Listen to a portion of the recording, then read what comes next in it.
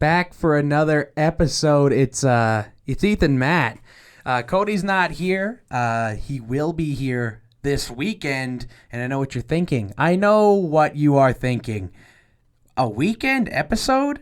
A 2-week episode? Well, that keep it in mind. We missed last week, but this isn't why this news is breaking. Breaking news! The Misyk and Maat Sports Talk is moving to 2 episodes a week. So you're ideally going to hear 2 episodes every week. Obviously, it's hard with life and with just schedules in general. So just bear with us as we try and produce fun content now 2 times a week, ideally. Here's your first one for this week. What I want to do is I want to make it so our recording days are Tuesday and Thursday, but that's going to change week to week. Like I know this Thursday I have work, so I won't be able to record. So we're going to ideally record this weekend. Hopefully Cody's back for that one. I don't think you guys have heard from Cody in the month of March, because I believe last time it was me, Hoop, and Mucky were on. Just a solo episode for me today. Obviously, if you couldn't tell already, it is just me. And we got a ton of stuff to talk about because obviously we missed last week. So it's gonna be a whole jam-packed episode. We have huge news at the MLB. It's kind of crazy to me that I'm just talking about this now. The MLB is out of lockout, and free agency's underway. Spring training, I think, starts. I think it's already started. I think we're underway with spring training.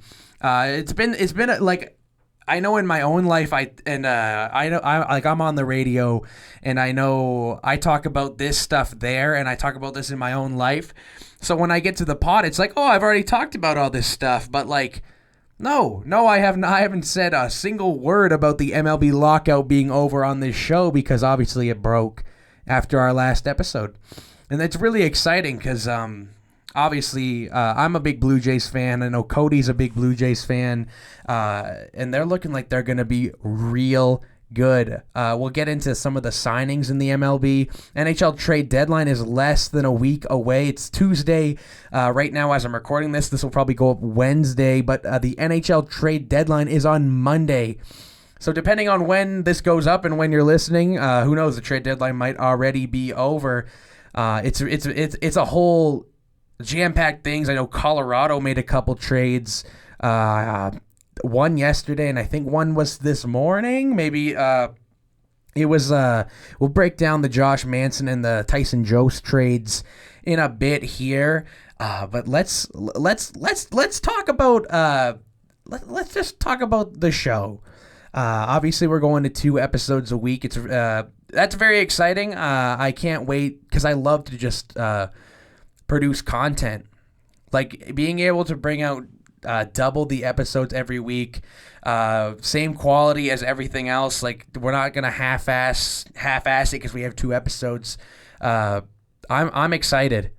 A whole lot of content. If you want to listen to my content personally, Monday, Wednesday, and Friday, you can hear me on NR92. It's an online radio station. It's our campus radio station here at college. So you can hear me Monday and Friday mornings and a whole new evening show. It's called Evenings with Ethan Matt. It's on Wednesdays from 5 to 6 p.m. So it's really exciting. And then obviously, if everything works in an ideal world, you would hear me on air Monday, Wednesday, Friday, and then you hear the podcast being recorded Tuesday and Thursday. You're obviously listening to this one if you're hearing me, but stay tuned for another episode later this week. In a perfect world, we get one on those specific days. Obviously, this week's a little different, not starting too hot, but hey, it's our show. That's the thing I love about this being our show is we can do anything we want with it. Like, I don't have to worry about like what the higher ups want because we're the higher ups. We make the decisions, and that's why it's very exciting that that we can just do whatever we want. Like, the 2-episode thing was something I've been thinking about for a while, and it's I'm glad that you guys are going to get double the content, because even though we are a small podcast and a small channel, and just everything isn't it's small, it's exciting knowing that we have a few very strong listeners who listen to every episode, which is cool. And I want to give them as much content and as good of content as we can. Even like, obviously we don't have a huge fan base, but for the dedicated listeners who listen to every episode, which I know that we do have, because they text it to me, they show me. I know Mikhail, aka Mucky's a big one. He promotes it every episode, and he listens to every episode. Obviously, he's a frequent guest. It's nice knowing that that we're bringing double the content for those people, and hopefully it helps grow our podcast.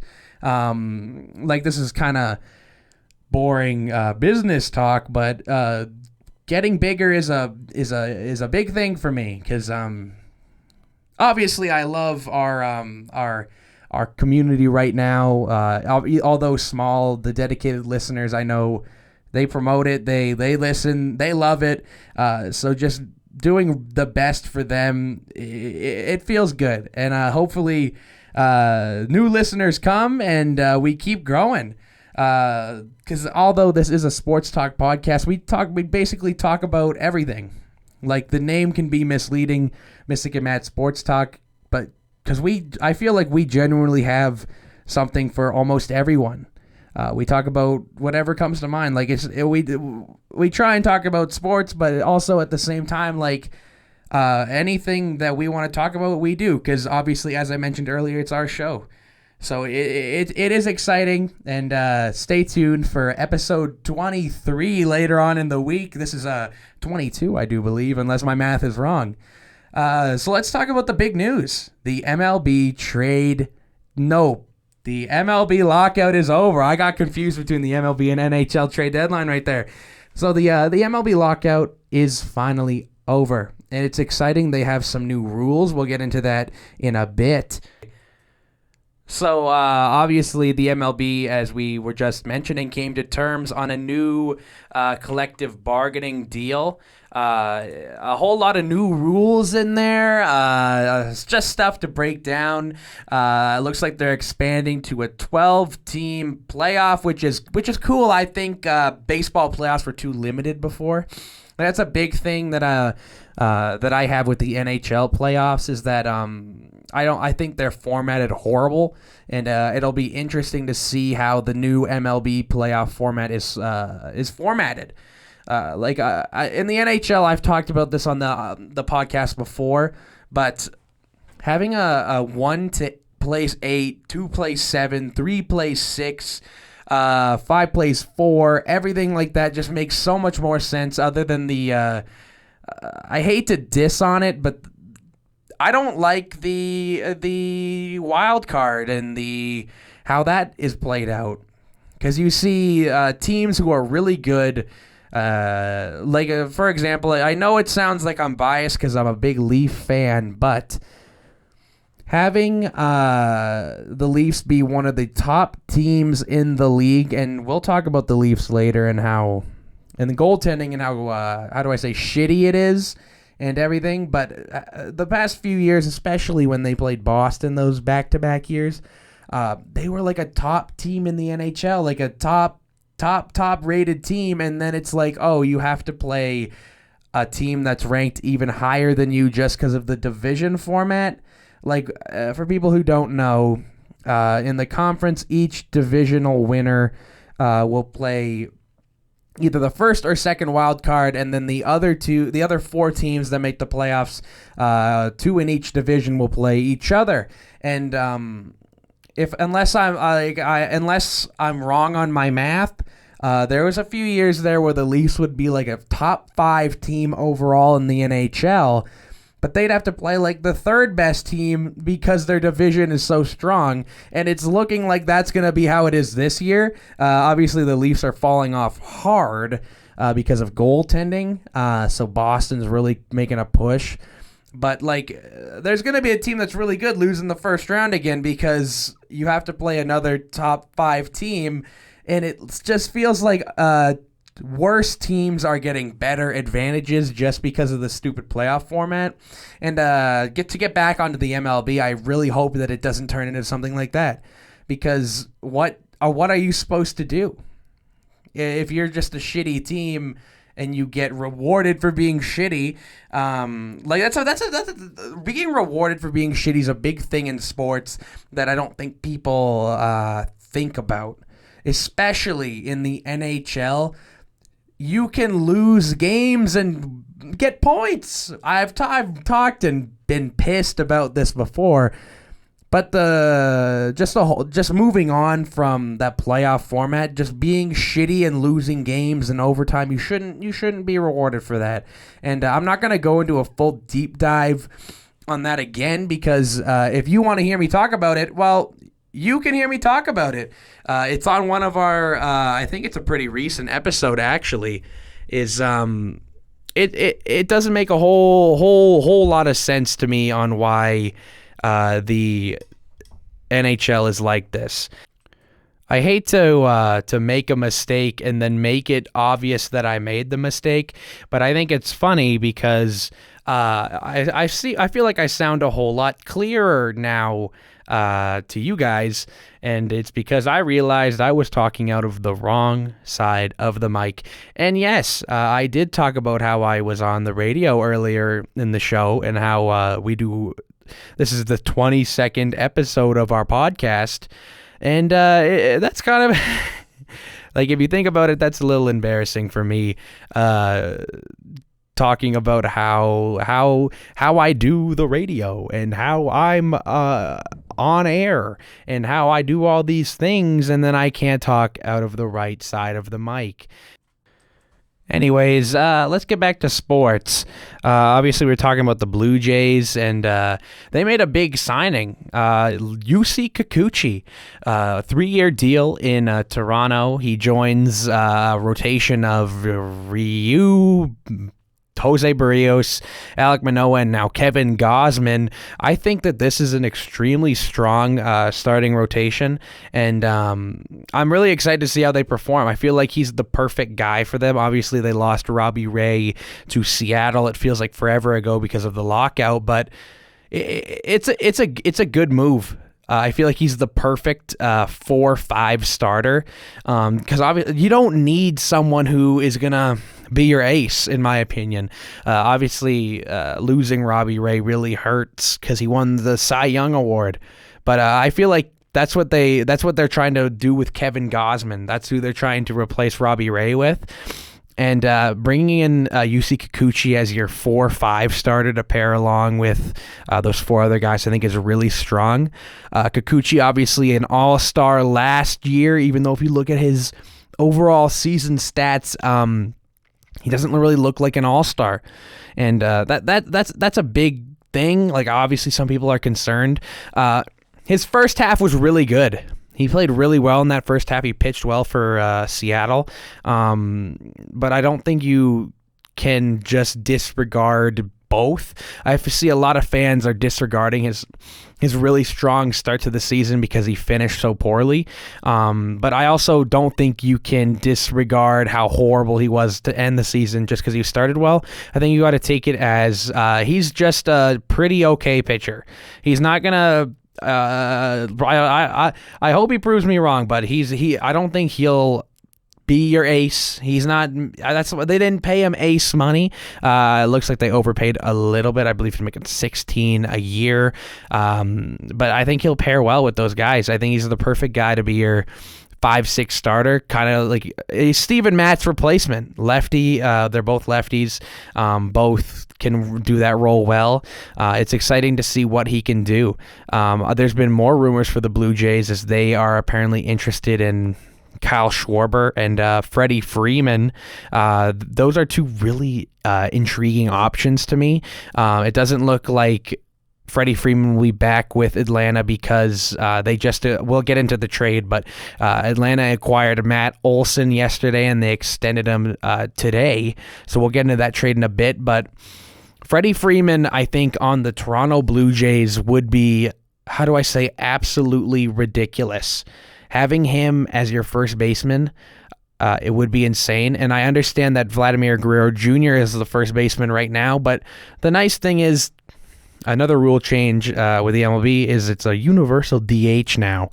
So no matter where you're playing, you always have that DH spot.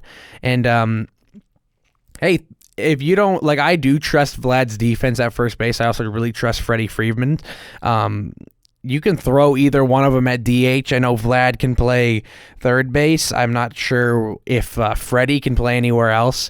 But this would be a moo point and just a irrelevant conversation if he doesn't sign with Toronto. So I'm not going to spend too much time on it, but just the option is there.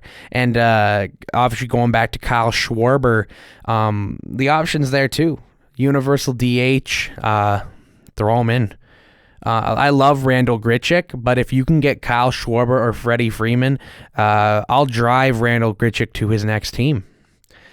Personally, like I don't live anywhere near Toronto. I'm on the other end of Canada. We are in Alberta. I will drive my car to Toronto to pick up Randall Grichuk, and I will take him to whatever team he goes to. And that's obviously a joke. I really like Randall Grichuk, but like, if you can get one of those dudes, do it. Make the push for the World Series. I do think the Blue Jays bullpen has to get a little stronger, but that's in a perfect world.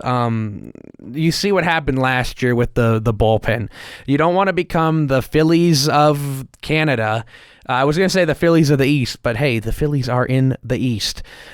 So you don't want to become the Phillies and just always have a shitty bullpen, but you saw what happened last year, and good on them for addressing it. I think Adam Simber was really good last year. Trevor Richards was really good last year. Brad Hand was, he was there.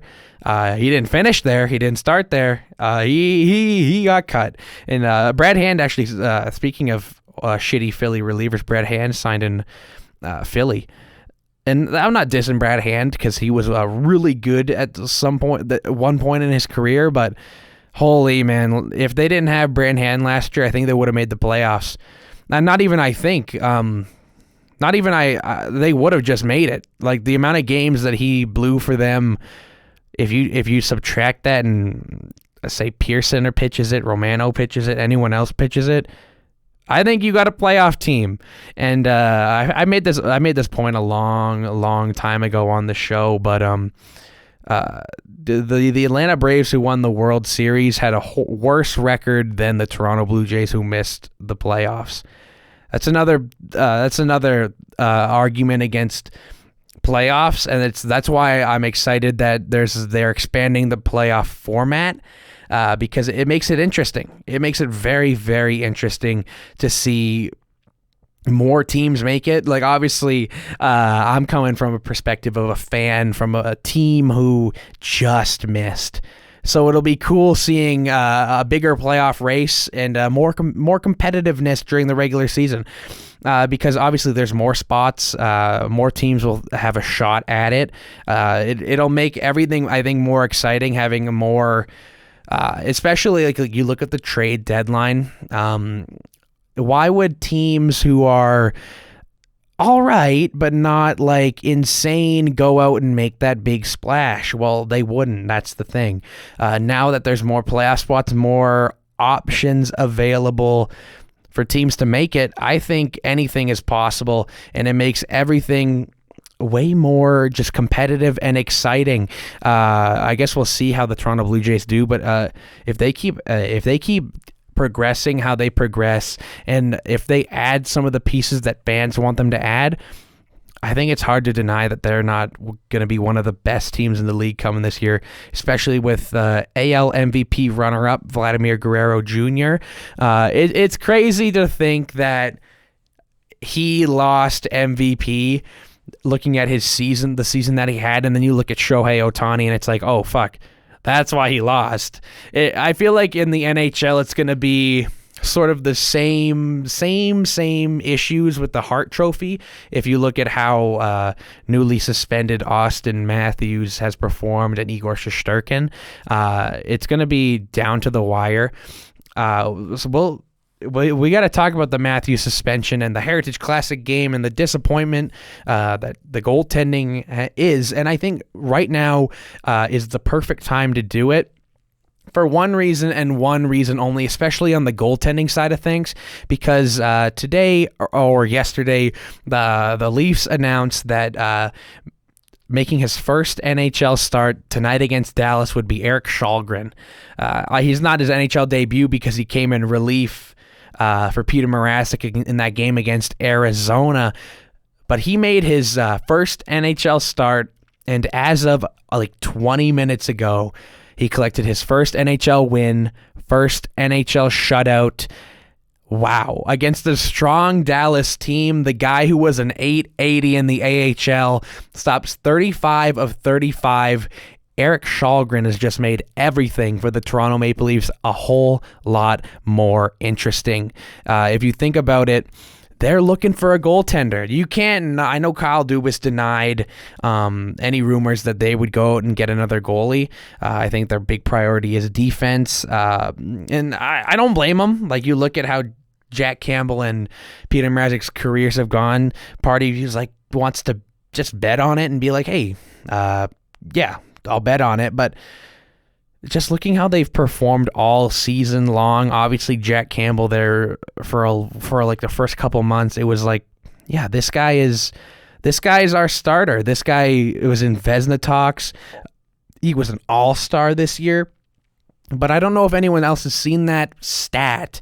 But the Toronto Maple Leafs so far, as of it's now March 15th, 2022, since the start of the season, they only had 1 month over 900 goaltending. So that means they've only had 1 month above league average. That's ridiculous to me. And it's crazy that they've still been winning games, and they just got a shutout out of a goaltender who you don't know what you can get from him. I'm just thinking about it in my mind right now, and this Erik Källgren shutout just made everything so much more complicated, because you look at the struggles of the goaltending. It's like, okay, who can we go get? Marc-Andre Fleury looks off the table because it looks like he doesn't want to waive his new no move clause to go anywhere, especially not Toronto. That's a big thing, is a lot of players don't want to waive their no moves and no trades to go to a Canadian team. You look at Josh Manson, who just got traded to Colorado yesterday. He had a no move, and it was reported that he didn't want to move it to go to Toronto, and that's a big thing. And I get it, especially with how some of the COVID things have been handled by Canada. If you play for an American team and you're an American player, it doesn't make a whole lot of sense to be like, oh, I want to go put myself in this situation. And it's no disrespect to Canada, but taxes as well. Why would a player willingly want to come to a Canadian team when they can A, make so much more money in America, and B, not have to deal with some of the COVID things that have happened? It's looking like it'll clear up. I know masks have been dropped, full capacity's back. It looks like they've finally stepped it up a little bit. But as a player, I don't think you can fully commit to wanting to go to Canada, knowing that there's a lot more benefits of going to an American team. Plus, not to diss Canada, because I love it here. Why the fuck would I want to go to Edmonton when I can go to Tampa? Just living wise, it doesn't make a whole lot of sense to me. So that I said all that just to be like, Marc-Andre Fleury's off the table. Varlamov, I guess, is another option. If you look at how he's performed this year, not great. But also the Islanders suck. Georgiev, I don't think he's played well enough. Mackenzie Blackwood's a name that's been thrown around recently, and it's what do you want to do with this guy? Because apparently him and New Jersey seem to have soured on each other just a little bit, and it's like I love this player because he's young and he seems like a pretty decent goalie, but you don't know. Because it's the New Jersey effect. New Jersey is horrible. You don't know who's good and who's bad because they're, as a team, collectively junk. They're a junk-ass team. Not to disrespect Philly as a Leaf fan, because I watch this shit every day. But I said Philly. I meant to say New Jersey, but the same thing applies to Philly. So let's talk about Philly and New Jersey. They're both kind of junk-ass teams. It doesn't make a whole lot of sense to me why a player would want to go there because they're just consistently bad and bad and bad. We'll talk about, I know, Philly more. New Jersey's boring and they suck, so I don't really have a whole lot to talk about with New Jersey. Philly, they signed Rasmus Ristolainen to an extension, but we'll talk about that in a bit because I do want to continue to talk about my favorite team, the Toronto Maple Leafs. That's the one thing I love about doing my own show is I can talk about whatever I want whenever I want to talk about it, and you have to listen. Well, you don't have to listen, but I really appreciate that you do. No, but this Erik Källgren shutout against Dallas, who really has turned it on recently. I believe Dallas is in a playoff spot now. It really throws a wrench into the plans because I feel like a whole lot of teams see what happened with St. Louis a few years ago in Jordan Binnington and feel like that could be us. But the thing about that is 99 times out of 100, that won't be you. And I hate to be the bearer of bad news, but if Erik Källgren is the starter for the Toronto Maple Leafs come playoff time, I think we have a problem. A guy who's played, 90 NHL minutes? He's played a game and a half, guys. I want to pump the brakes on Leaf fans who are talking about Erik Källgren on Twitter, because, look, I love him. I think if you can come in and get a shutout with the shitty Leaf defense in front of you, especially in your first NHL start, great, good for you. Garrett Sparks did it too. Keep that in mind. Garrett Sparks shut out the Oilers in his first game. Obviously, they were the very shitty Oilers, but what has changed there? They got Connor McDavid. No, I think... obviously, I might be in the wrong for saying this so early, but because he's only played a game and a half. I want to see, obviously, my opinion can and will change if he goes out there next game, because he has to start next game.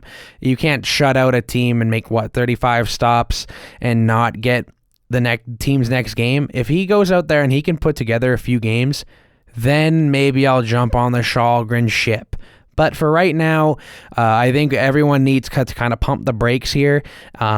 Great performance. I didn't get to watch the game, obviously. I've been working that whole time.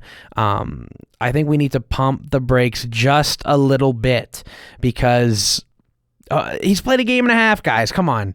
And he played great tonight. It looks like he played, obviously not looks like, the stats show he played great. 35 of 35 stops against a strong Dallas team. Obviously, Dallas has never been the most offensively fire-powered team. I guess we'll see who starts against Carolina next game. If it's Källgren and he plays well, let him fucking ride with that net. And I probably shouldn't have said fucking right there, but it just felt right because that's the kind of emphasis you need when you're deciding who's going to play goal for the Toronto Maple Leafs. It can't be Peter Mrazek. He's had horrible games. Jack Campbell's been very bad since the beginning of 2022. That's kind of just been Peter Mrazek's whole season. Obviously, it's not easy to start a season with 2 injuries, but that's just been his whole season, man. Sunday, the Maple Leafs played against the Buffalo Sabres in the Heritage Classic, and it wasn't much better. They lost 5-2. I believe one of them was an empty netter, so 4 are on Peter Mrazek. The first goal, the Leafs score, Andre Kasha opened the scoring to start the second period, and then it was 20 seconds later, they gave up a goal to Peyton Krebs. And it's hard to blame Peter Mrazek there because what the hell was Timothy Liljegren doing? For those who didn't watch the game, just jumps over the boards, and Timmy just left flat-footed. They get right around him. And then it's a one-timer by Peyton Krebs that beats Peter Mrazek. And it's like, it's hard to blame the goalie on that one because what the fuck was your defense doing? But at the same time, you can't give up a goal that quick after your opening goal. That's just so deflating, and it just feels like everything this team's been doing the last couple months has been deflating. That's why talking about the Erik Källgren shutout just seems like such a fresh of breath of fresh air, not breath of I don't even remember what I said, but it wasn't breath of fresh air. Okay, I can speak. No, it's so nice being able to talk about a goalie getting a shutout in his first NHL start, because it's a beautiful story, and let's get some confidence back in this fan base and back in this team. A 4-0 win without Auston Matthews, that's awesome. He'll be gone for 2 games for cross-checking Rasmus Dahlin in the head during the game that I stopped talking about. But let's get back to that Buffalo-Toronto game. Obviously, they lost 5-2. Auston Matthews got a goal right back. It was 2-1 Leafs. Then it was followed by 4 consecutive Sabre goals. The second one on Peter Mrazek, can't blame him for that. Vinny Hinostroza threw it just at the net, and it was fucking hit TJ Brody. He kicks it into his own net and goes in. Like, I saw some people try and blame Peter Mrazek for that on Twitter, and they were like, well, he was in shitty position for it. Come on, the goalie, you can't. It's like you can't really blame the goalie for TJ Brody kicking it into your own net. So I'll give him a pass on that one. But I believe this was the third goal. Vinny Hinostroza just throws it from the red line. He's parallel with the posts. He throws it on net, and it squeaks through Peter Mrazek. I don't know how. You have to hug the post there. And I know this has been a big argument on Leaf Twitter, but you can't pay a goalie for 3 years, $3.4 million for him to not know where his posts are. This has been a big thing that they've talked about on the Steve Dangle podcast. It's a big thing every game on Leaf Twitter. He doesn't know where he is. If you look back at the Arizona game, it feels like every goal he surrendered, he wasn't in his net. If you're a goalie and you're out of the blue paint on 3 of 3 goals, it's like, what are we doing here, man? There's something wrong there that needs to be fixed, and it's like, I don't know if Peter Mrazek can fix it this season. Toronto's a terribly hard market to play in, and if you're struggling like this, I don't know if Peter Mrazek can really regain that confidence this season, especially watching your competition just get a shutout and possibly steal your net while Campbell's gone.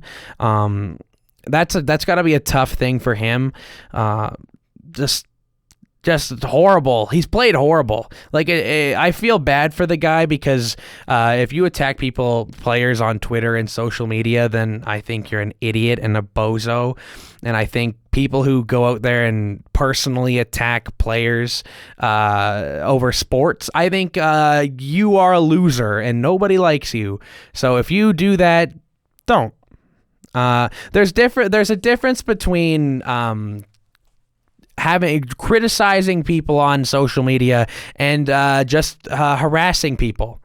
Like, I think about my Twitter, and I tweet about how bad Peter Mrazek has been, but I'm not being like, hey, Peter, fuck you. People who do that, I think you're a loser and you're a bum, and I think you should stop.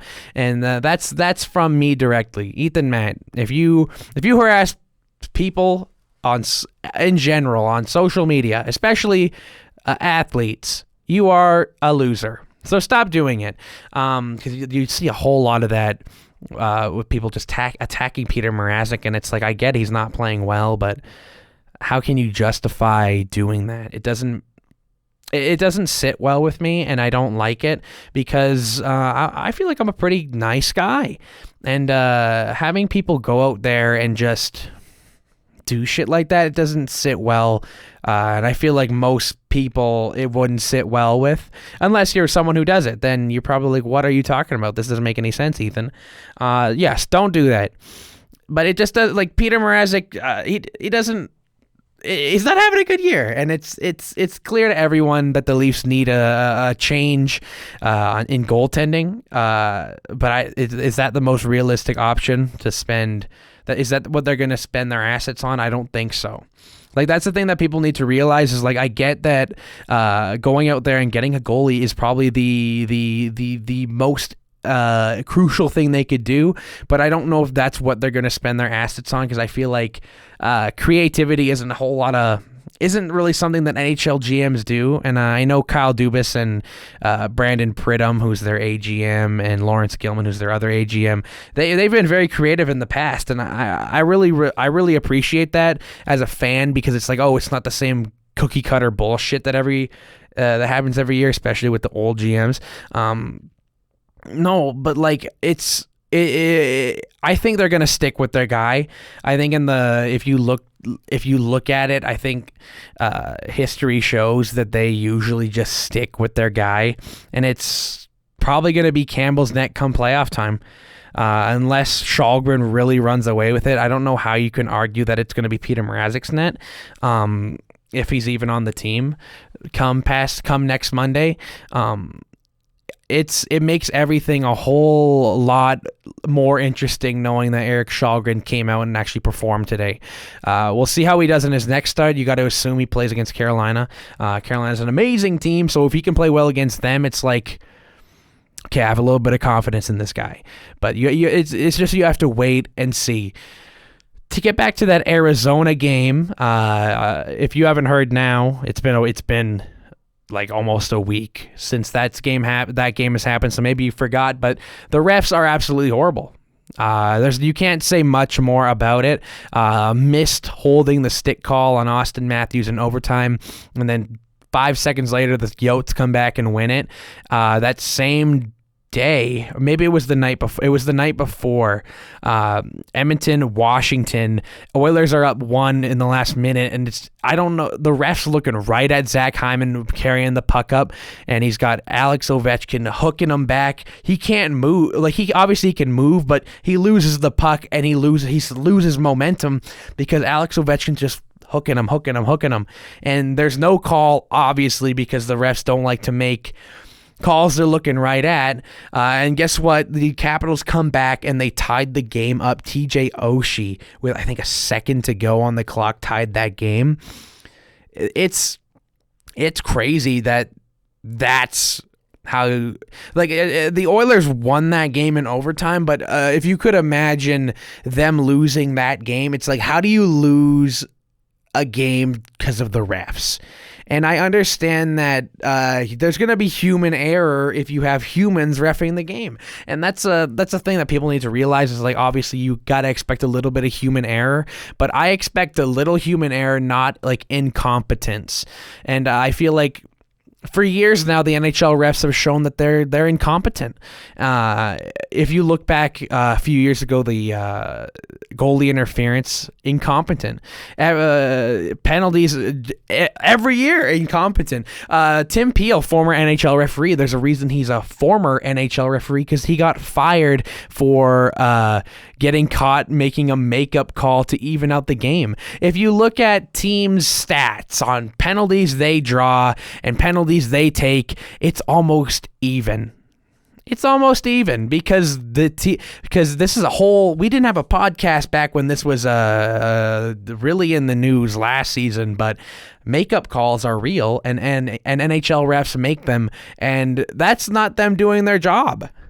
If you want to do your job, call the fucking game. It doesn't make sense that teams are losing points in the NHL because refs are fucking it up. It doesn't make sense to me. Like, who knows what would have happened if the Maple Leafs got a power play there in overtime. But who knows, because that's all hypothetical because it didn't happen. They lost that game. We have NHL refs deciding games and how points are being handed out. Washington should not have got a fucking point in that game against Edmonton.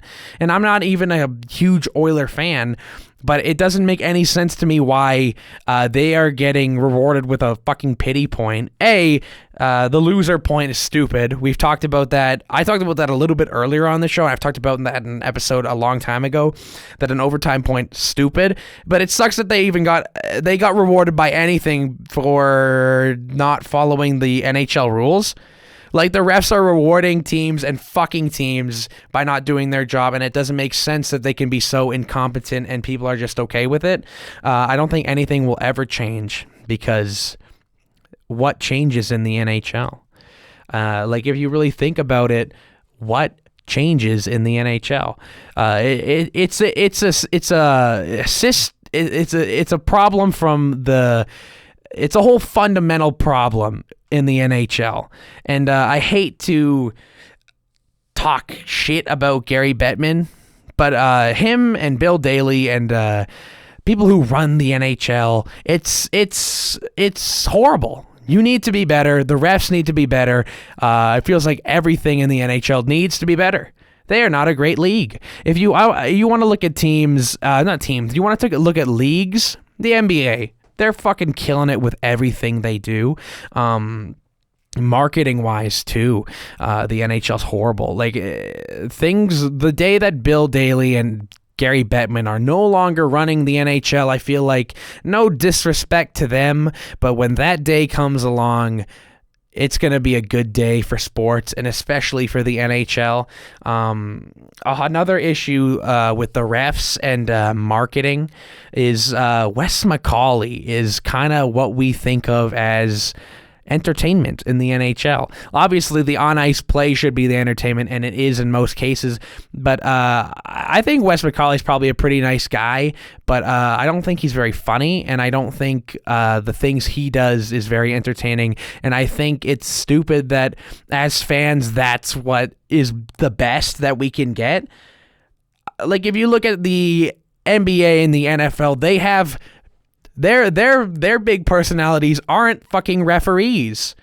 They are the stars of the league, and it's just a whole marketing issue with the NHL that they don't market their stars, especially in their big markets. Like, if you look at Toronto, Austin Matthews he's one of their most marketable superstars, and it's crazy that Connor McDavid's not on the same level of brand than Austin Matthews is, because if you see someone who's that fucking good, Connor McDavid's he's arguably the best player to ever lace on skates, skill wise, obviously accolade wise, he has nothing on half the players in the league, and that's no disrespect to Connor McDavid. I think playing in Edmonton really hasn't helped him, but if you see a player that is that good every single year, and if you think about it, he's not to disrespect Edmonton, but him being in Edmonton isn't gonna grow his brand anymore. And I feel like, just in general, the NHL can't market their superstars. Edmonton's not a huge market, but if you know the personalities in the NBA, like, I bet not everyone, because you have to be a sports fan, but I believe if you're a casual sports fan, you can name some pretty big name players in the NBA. Even if you're actually, I revoke my statement of you probably have to be a sports fan, because that's not true. I believe you can. I can believe anyone on the street can name 5 NBA players of all time, just the big named marketed ones. But if you do the same thing with the NHL, if you go to a non-NHL market and just ask a random person on the street, I doubt they can name 5, especially current players. Who does the NHL market? Austin Matthews, because he's in a huge Toronto market, and he's just characteristic-wise and brand-wise, he really, I feel like, runs that. There's a reason why he's been on 2 NHL video game covers in the last 4 years, even maybe it's been 3. it's because he's their most marketable superstar. And obviously, I probably sound a little biased being a Toronto fan, but I don't know how you can argue that they don't do a good job of marketing people. Connor McDavid should be the biggest star not even the biggest star in the NHL. He should be one of the biggest stars in the world. But growing the game has been an issue for Gary Bettman in the NHL, and it's going to continue to be an issue because they don't find ways to fucking fix it. Nobody cares about... I hate to be the bearer of bad news, but if you look at the United States, nobody gives a fuck about the NHL. They like football, basketball, college sports. MLS is growing.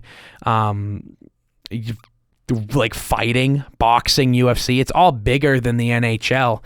And like, I get that it's a huge thing. Like, hockey's a huge thing here in Canada, but a lot of the times in the States, people don't give a fuck. And you have to reach those people, and you have to reach people who aren't in traditional hockey markets in Europe and Asia and everything there, Africa, everywhere.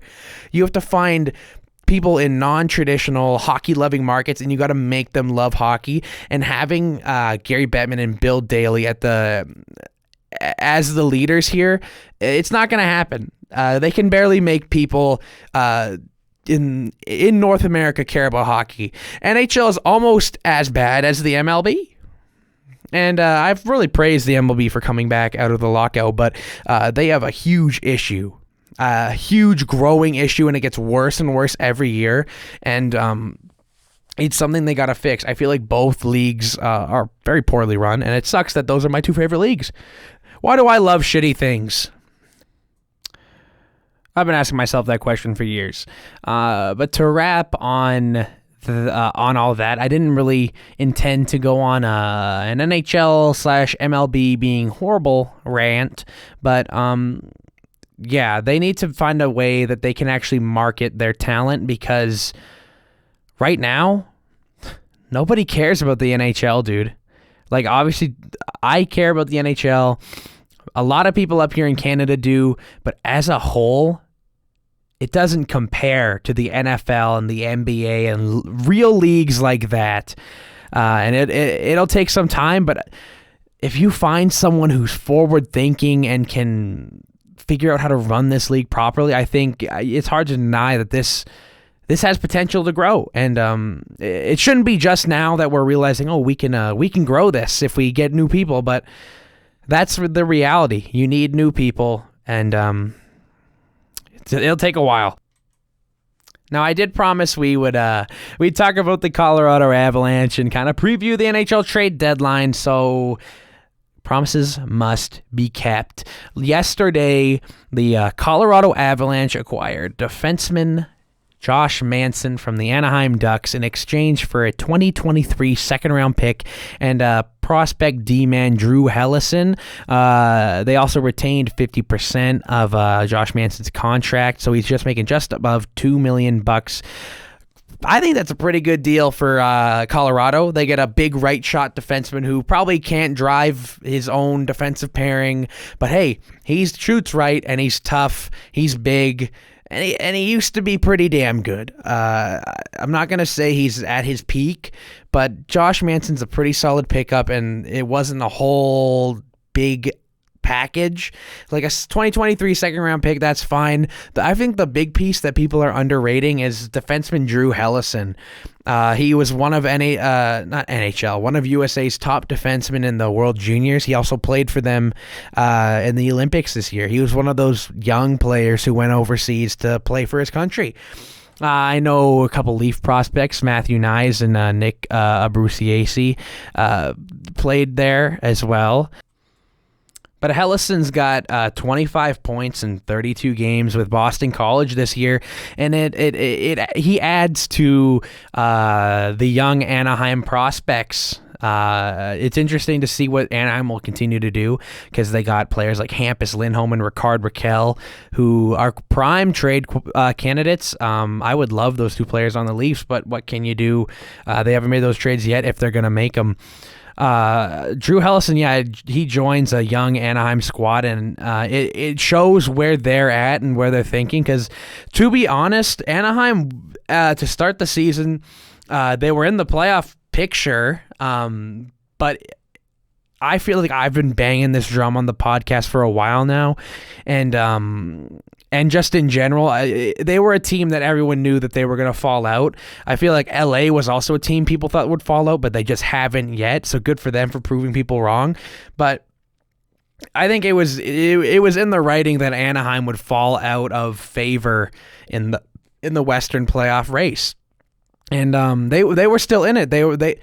They had a chance to make that push, but they're deciding to sell, which I think is the right decision, honestly, because no point in holding on to these assets just to maybe not even make the playoffs. Sell them off, get picks, get prospects, get young players, get anything. I think good on Anaheim for making the first move, and good for Colorado for getting better. Colorado made another trade, this time with the Minnesota Wild. That's a 1-for-1. Colorado trades forward Tyson Jost. I believe he's a Alberta native. I think he's from around where I'm from, so that's pretty cool. To Minnesota in exchange for Nico Sturm. This one kind of caught people off guard, and I saw people saying this is a quote, a rare Joe Sakic L, and I think it's a wish-wash. Like, they're both depth players. Colorado clears about $1,200,000, so about 1.25 in cap space, which is huge going into the trade deadline. You want to have as much flexibility and as much cap space as you possibly can, and I think this is how you do it.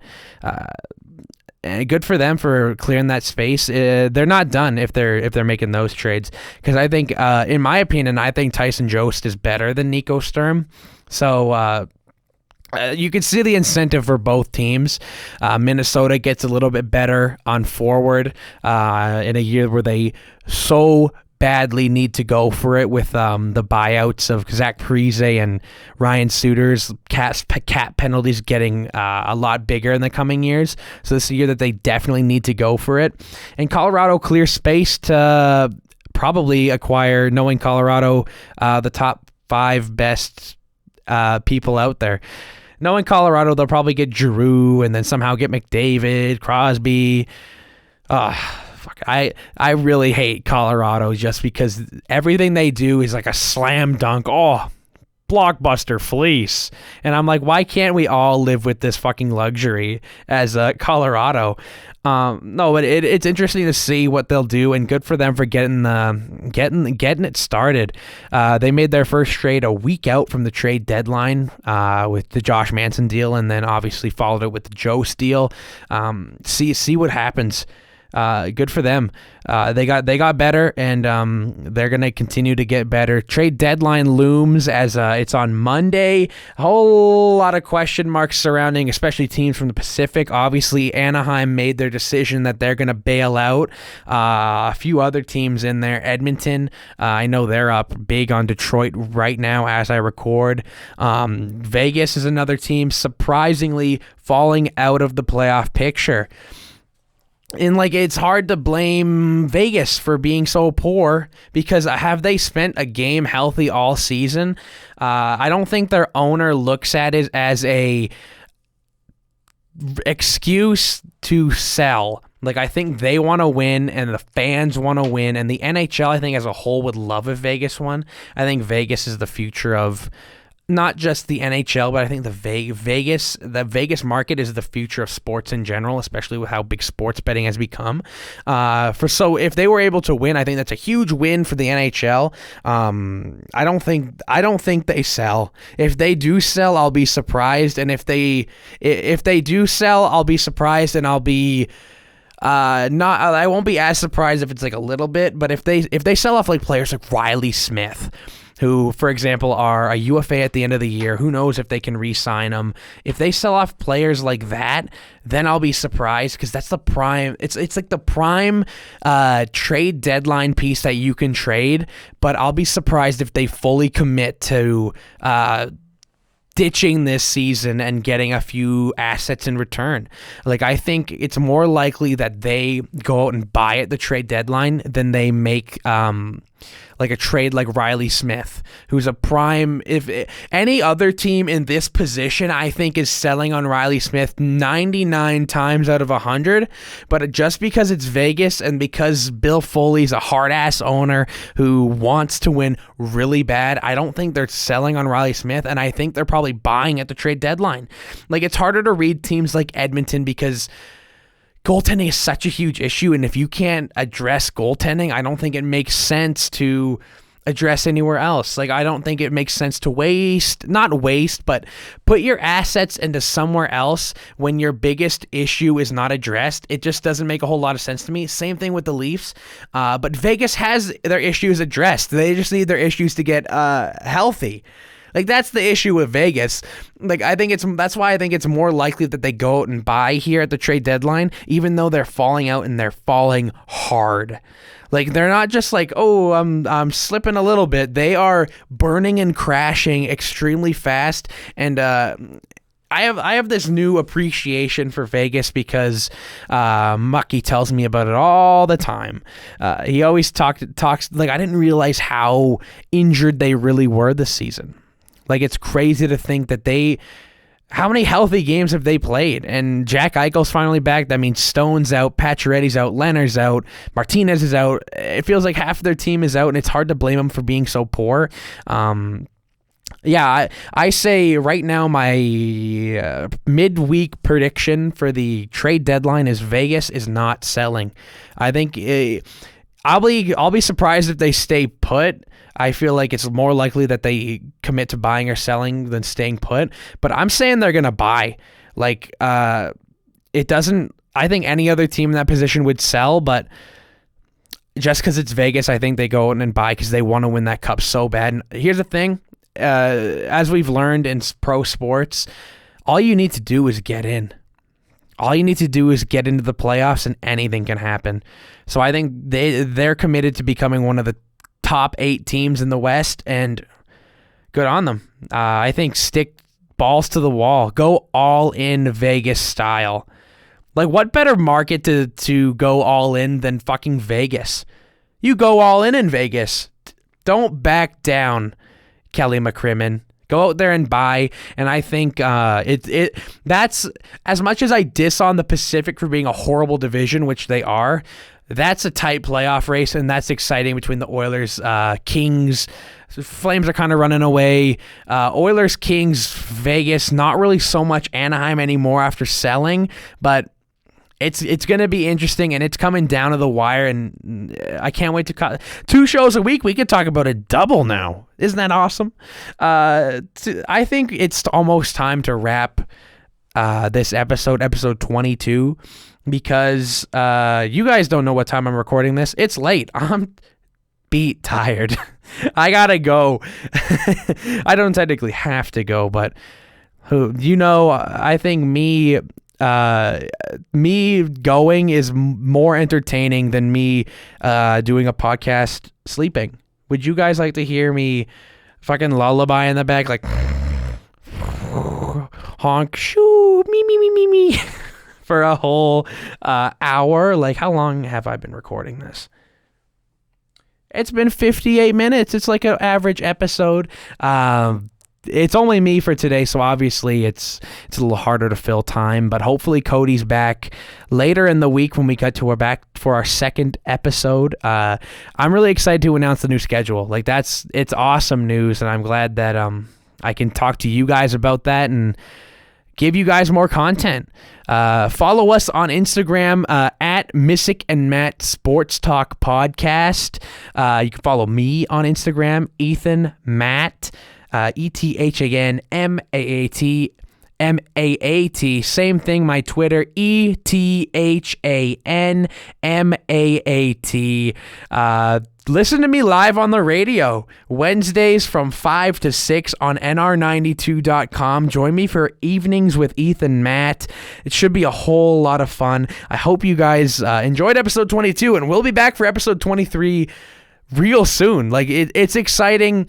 I know I missed last week's episode, and I'm genuinely sorry to anyone out there who is ridiculing me to their screens that I missed an episode. Yes, we missed an episode, and for you, we're coming with double every week. Thank you guys for listening. We'll be back later in the week.